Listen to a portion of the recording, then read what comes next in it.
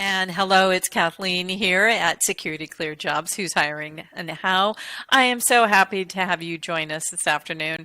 Sorry, but yes, my co-host Rachel Bozeman is still on a work assignment, but she will be joining us at the next episode. And we have Ashley and her intern in the podcast booth, making sure that we all sound and look great. Today we have Martha Schneegans, Senior Technical Recruiter with ManTech. Thank you for being with us today, Martha. It's my pleasure. Thank you for having me. Wonderful. So, Martha, what is your background and what led you to ManTech? I mean, we were talking earlier that you've been with a variety of different government contractors, but tell us a little bit more about your background and the journey to ManTech. All right. Well, I became a recruiter before the profession had a title, you know. I know I look 20, by the way, but anyways, so I started in this business and I understood early on the importance of leaving a good connection because we all like to be treated nicely. And when I started with the government contracted and got my secret clearance, actually, I heard about ManTech. And it inspired me because I saw ManTech in a lot of different government contracts in different spaces. And I went like, I wonder about this company. So I started reading a little bit about it. And the common thread that I heard was how nice they treated their employees. So I thought, I'd like to work there someday. And I applied like twice in the years, but nothing ever panned out. And lo and behold, I guess it wasn't my time. So on this most recent, I joined ManTech in September of last year, 2022. It became true. So I'm happy to be part of them. That's a great story and it's sort of an inspiration to our job seekers Yes. because sometimes we think that the job is right for us, but sometimes we just have to wait for the right connection that happens. So Yep. ManTech is one of our larger government contractors with over, 10,000 employees. And there are four different business units: defense, federal, civilian, intelligence, innovation, and capabilities. So you're obviously hiring for many different Yes. positions and different skill sets. hmm But what are the types of positions that you're particularly hiring for?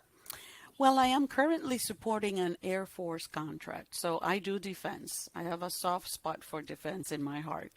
And the positions are all over the continental United States in the different Air Force bases. We also have Hawaii and we also have some OCONUS positions. Right now, I have two vacancies in Germany that I think I have an offer for one. Just today I was told they like the candidate out of three. Fingers crossed, fingers Yeah, fingers crossed. crossed. That's right. And so the opportunities are very good and a very good fit for folks that are transitioning from military, regardless of the branch, into civilian life. And so this particular contract requires a TSSCI with SAP knowledge and SAP being special access programs. And in addition to that, uh, I see that they bring the skill sets that pretty much are required to fill these positions. That's great. And, I think it's a really great clarifier that you added in there that even if you're supporting an Air Force contract, if you're transitioning from the Yes. Army or the Navy or a different branch, you don't have to be in that particular branch to support that contract. You still have Correct. the military background, you still have the military knowledge. So that's a great clarifier. I'm glad you brought that up. So Oh, you have a really great attitude and approach for the initial phone screens with cleared candidates. No matter what happens, you say it's a win-win. Can you sort of yes. explain that win-win thinking to our cleared professionals? Sure. The win-win comes from the fact that we connected. And I tell the candidates, it doesn't matter if I don't have a job for you today, but we might cross paths again in the near future. The one constant about life or government contracting is change. You have it today, and lo and behold, next Monday, I might have openings where I just told you that I didn't have anything. There's a lot of people in play, moving parts, people moving, coming, going, getting promotions, and doing all kinds of things So I might not have the job today for you, Kathleen, but I might have it within a week or two.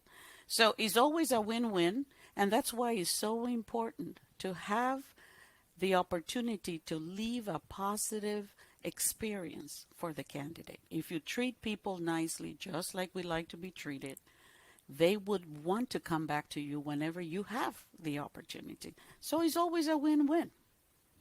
So I'm going to channel my co-host Rachel. You're preaching it. You're preaching it. Yes, I tell that all the time to anyone that I'm presenting to, that take the phone interview, do the conversation at a job Yeah. fair, make the connection, do Yes. something positive, because yes, you may not have something right now, but you may go, look at your email, and then all of a sudden a whole new requisition came through that candidate's a perfect fit for, and Correct. you know how to contact them. So yeah, definitely a Mm-hmm. win-win situation. Yeah. So ManTech has a variety of hybrid and remote cleared positions. How does that break out as far as hybrid? What really is the kind of hybrid and what is the remote? Because we're moving into a new era now where we're talking about these positions, but every company is treating them very differently. So what does Yeah. hybrid and remote mean at ManTech? Okay, well, first let me tell you that ManTech has 85%, 80 to 85, I should say, of cleared positions. Within the different clearance levels, there's some that will allow remote, and that means totally remote. You can work from home in pajamas and maybe just have a nice top and do webcam things. But then we also have hybrid. And hybrid is, okay, 2 days a week, I'll have to go to the location, the client site, whatever that is. And the rest of the week, you can work from home. Now, having said that we have 85%, 80 to 85% of clear jobs, that leaves 15% that has no clearance requirement. And those are going to be easier to be remote because as the level of clearance gets higher, the chances of you working remote get smaller.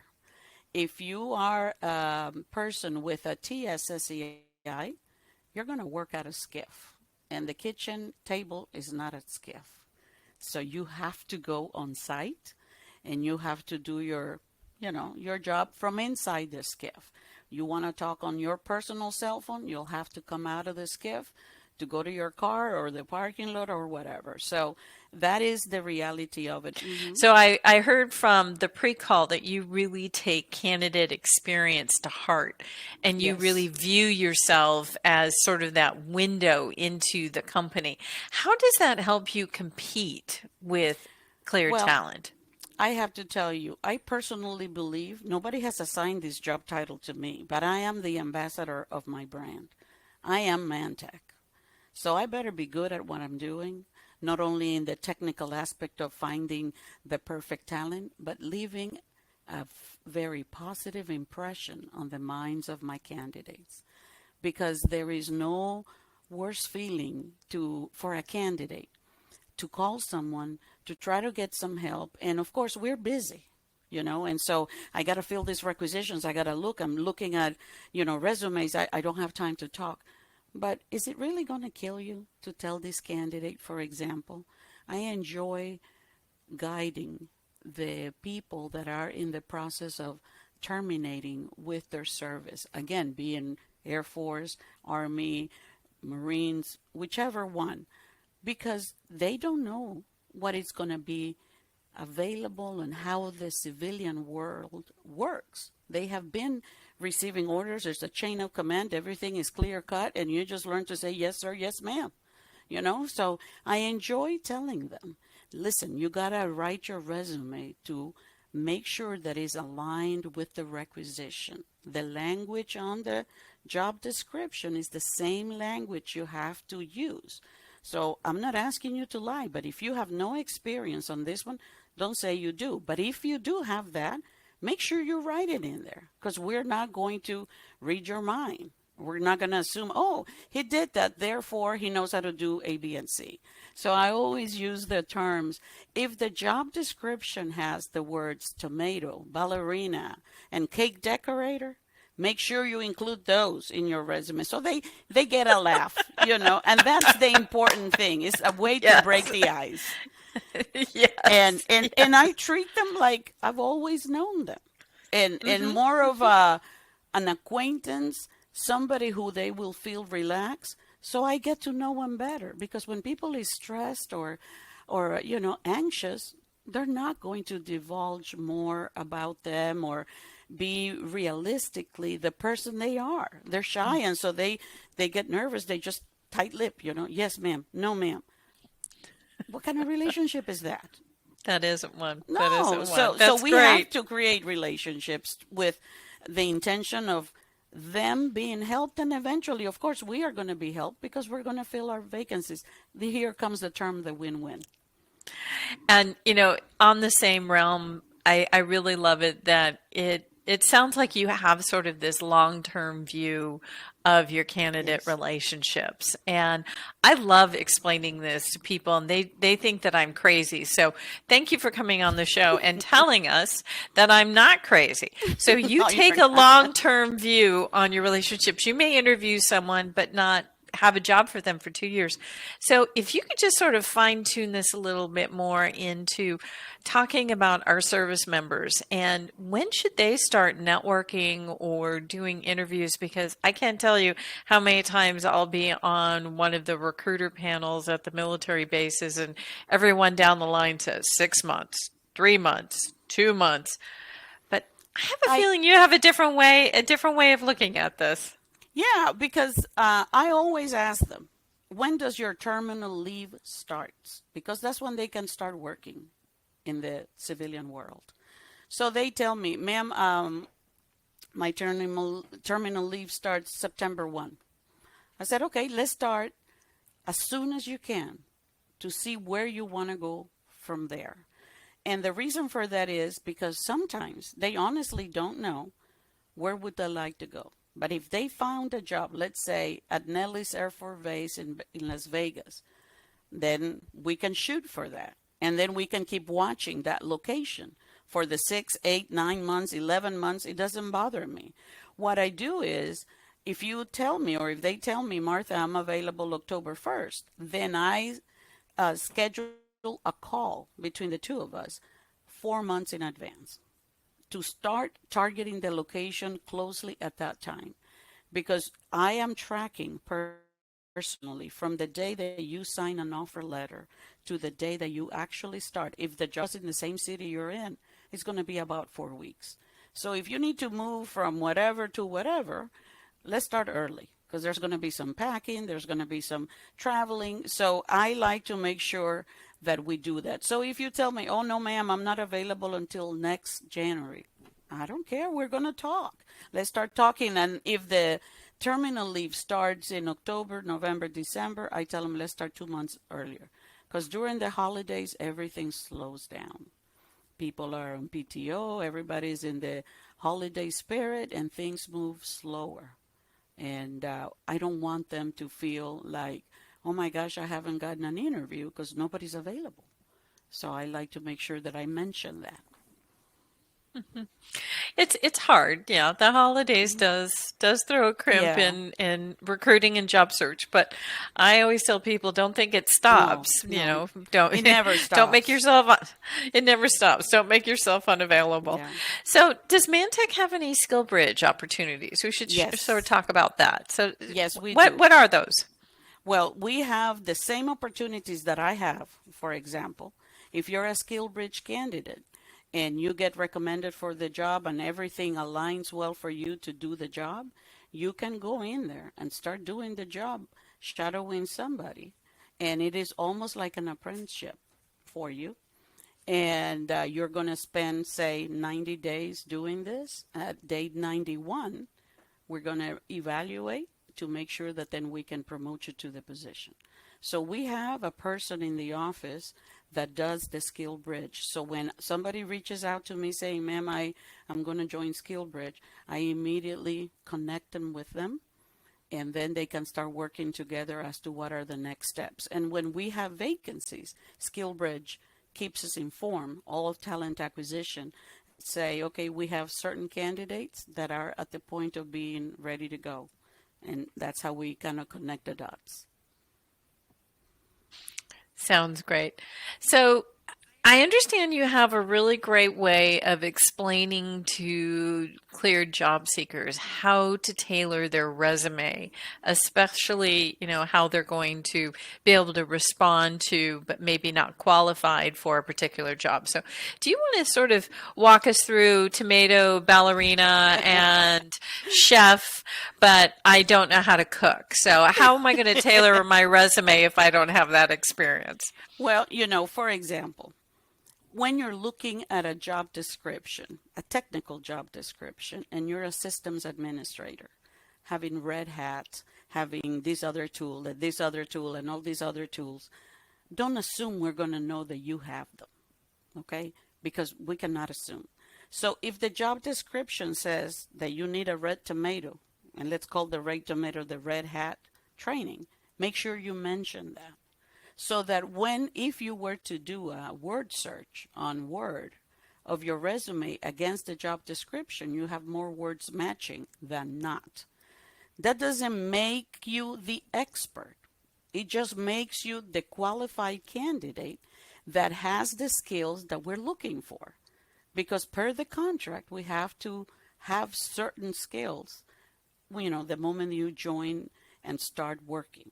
So that is going to help you, edit or revise your resume. And I always offer, send it to me after you're done your best, and I will check it out. Send it to me in Word, because I don't want to deal with it. It's on a PDF. I got to change. No. Just send it in Word, and I will change it if I need to. I'll send it to you for approval, and you have to approve it in writing to me and say, yes, Martha, I approve of the revisions.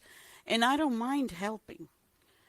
Because at the end of the day, again, it is helping them, but it also helps me fill a position. So it is the win-win. And I offer, if necessary, when I was doing internal mobility, which is when you have the employees looking for the job rather than the job looking for the potential employees, I always told them, I can do a mock interview. I don't care if you're in Germany, we can do it Sunday night. I just want you to get more comfortable with it. Because people get tongue-tied or they say something they shouldn't. I go like, nope, you will not get hired if you say that. So it's all about really caring and working. So I look at it as this way. If God gave me the opportunity to do this, I have to make the best use of it to help all I can. And that's the way it is. Martha, this has just been a really great conversation. I could talk with you for hours, especially, candidate experience and win-win. But, let's just wrap it up here and let's let people know how they can get in touch with you. Sure. I am on LinkedIn, but most important, I know my last name is hard, I'm sorry, but it's martha.schneegans at mantech.com. But you can look me up in LinkedIn, and I always tell the candidates on LinkedIn, send me your resume. Let me see how we can make this work for you and make it a win-win. So I will be there and I will respond. Well, Martha Schneegans, this has been an absolute delight. I thank you so much for joining us, and I know our listeners are really going to enjoy following up with you and listening to your podcast. Well, thank you so much. I appreciate it. You're welcome. Okay, bye. Bye.